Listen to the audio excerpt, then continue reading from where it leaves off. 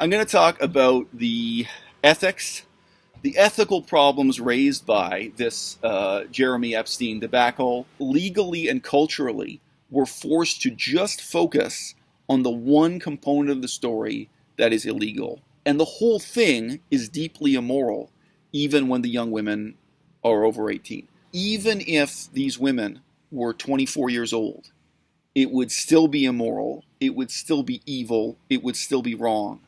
And I think we really have a challenge in our culture in dealing with that. Now, some people would respond to this. I've known a couple people in my life who had this, only a couple. Some people respond to this and say, no, fair is fair. The rich prey upon the poor.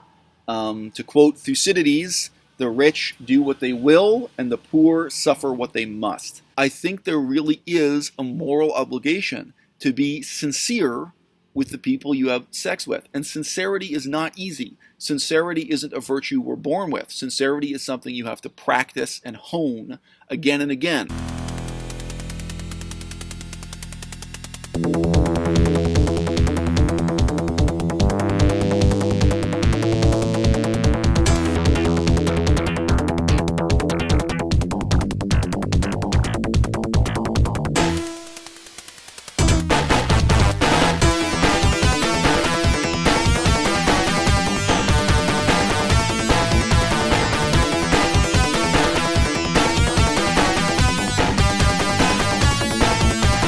Dershowitz is seeking to throw out a defamation lawsuit brought against him by Virginia Roberts Giuffre, who accuses him of participating in Epstein's alleged sex trafficking ring.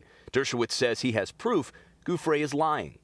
The same woman that accused me claimed to have had dinner with Bill Clinton and two underage girls on Jeffrey Epstein's island. This is perhaps the most unflattering light to film in possible. You can see how blinding the sunlight looks in the background there. That is a Taoist temple, and it is specifically a Taoist temple devoted to Matsu, a kind of ocean goddess. Allegedly, her story began with rescuing sailors who were drowning out at sea. I hope you guys can see that all right. Really, really extreme conditions here to film in. You see why in the old days filmmaking was a really different art before people had artificial lighting they could film under when you relied. The light is way too bright in some places, and then when you're in the shadow, it's way too dark. So it's hard to see much of anything on camera. But anyway, there you go. For once, you guys get a sense of the climate I'm filming. Look at this gorgeous tropical tree. Look at the vines hanging off that thing. Anyway, you get a sense of the climate I'm filming in, and you also get a sense of the cultural context I'm filming in, which I realize most of the time here on à-bas-le-ciel, you do not get that sense of context. Okay, now let's sit down in the darkness here, see if I can film in conditions where you can actually see my face. There you go, much better.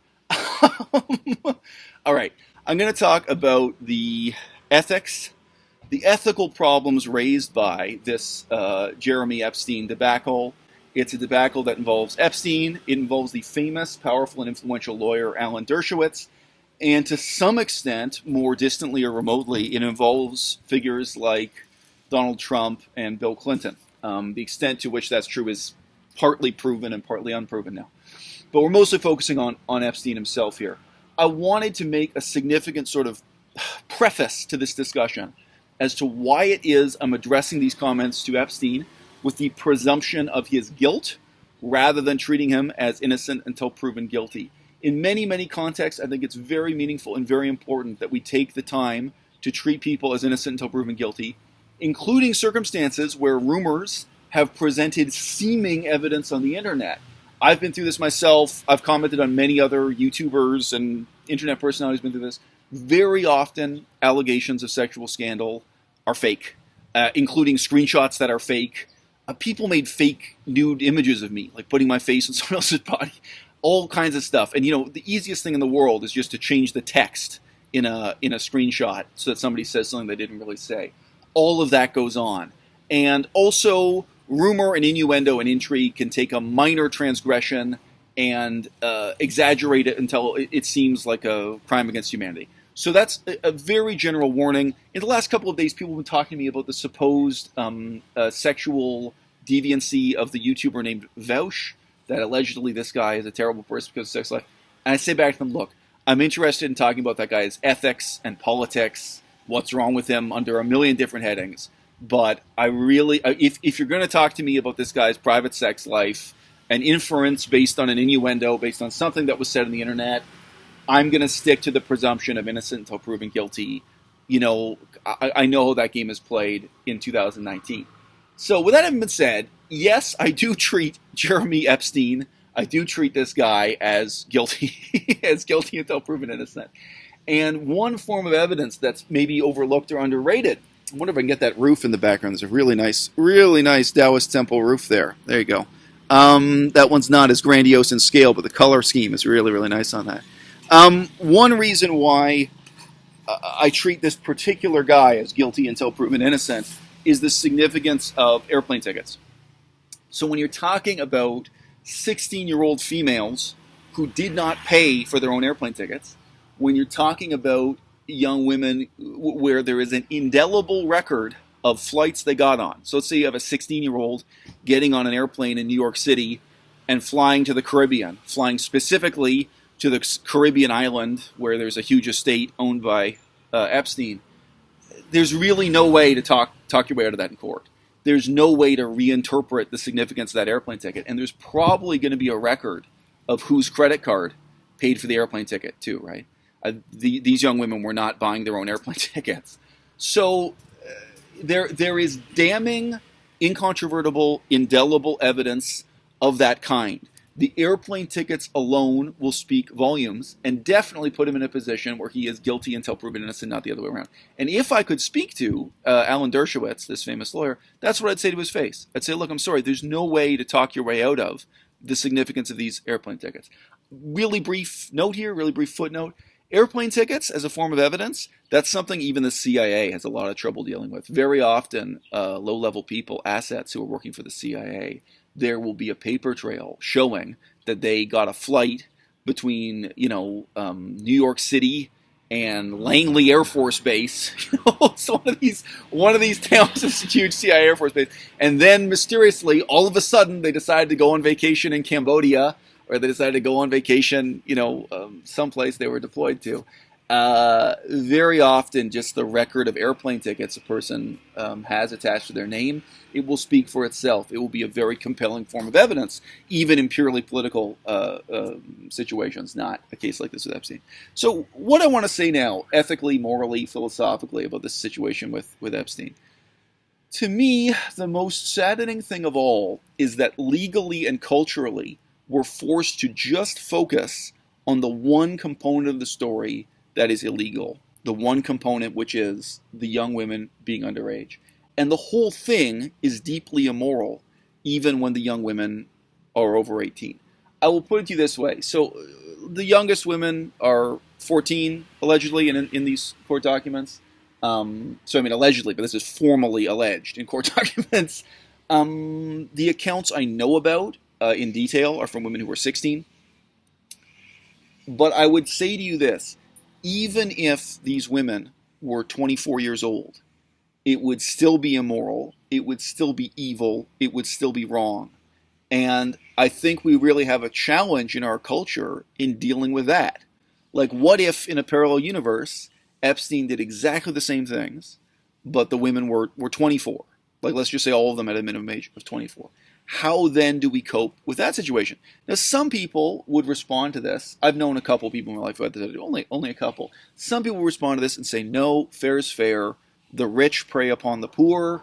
To quote Thucydides, the rich do what they will, and the poor suffer what they must. So if some poor 24-year-old decides to enter into this kind of contract, then they just say fair is fair, they live with the consequences, and that's it. That the legal protection and the moral protection only applies to people who are beneath a certain magical age. Certain magical age is written down on a piece of paper. I think that is really kind of sick and immoral and bad and wrong. I think there are deep, underlying principles here. I think there really is a moral obligation to be sincere with the people you have sex with. And sincerity is not easy. Sincerity isn't a virtue we're born with. Sincerity is something you have to practice and hone again and again. I think all children are liars. I think we're all born liars. We're born dishonest. We're born to make excuses. We're born to say things that are convenient and not things that are true. And to have the resolution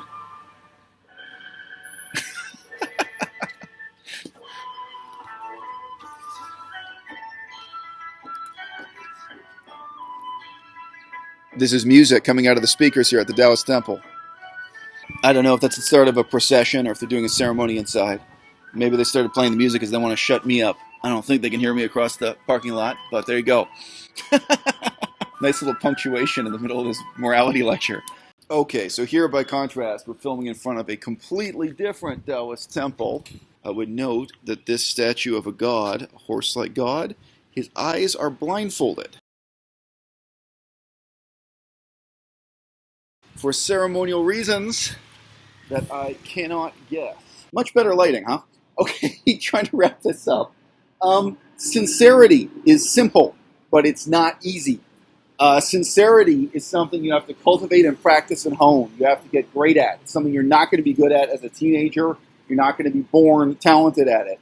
And it's something I think we can probably never legislate. I think there are real questions of being responsible for someone's long-term welfare when their short-term relationship with you impacts it negatively. So this guy Epstein, women dropped out of school to be with him. So it wouldn't even matter if they were over 18. It wouldn't matter if they're 18, 19, or even 24.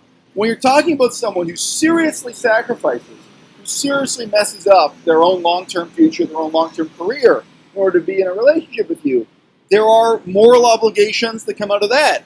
Can they be legislated? I think in some countries they are. I was over 25 when my ex-wife screwed up my whole life, but I dropped out of my education and career options to be with her and support her in her education and career aspirations. So a lot of people go through that at any age, whether you're 25, 35, or what have you. Relationships involve, commitment, and they involve self-sacrifice, and they involve, being responsible for someone else's welfare in a way that goes much, much above the bare requirements of the law of what it means just not to be a criminal. So for me, the most horrifying thing about the charges against Epstein is that I'm burdened with the awareness that what he did would be just as evil if the women were 24 years old, but it would not be just as punishable. We would not even really have a cultural framework to deal with it and its implications. So I think that's an area in which we really need to engage in some kind of introspection. We need to undergo some kind of cultural adaptation or growth. And hey, maybe ultimately there's going to be some kind of legislation. But, you cannot legislate virtue. You can only legislate the minimum requirements for people not to be vicious. I mean, really. People like to disrespect my crew, but the fact is that you know my name and I don't know you.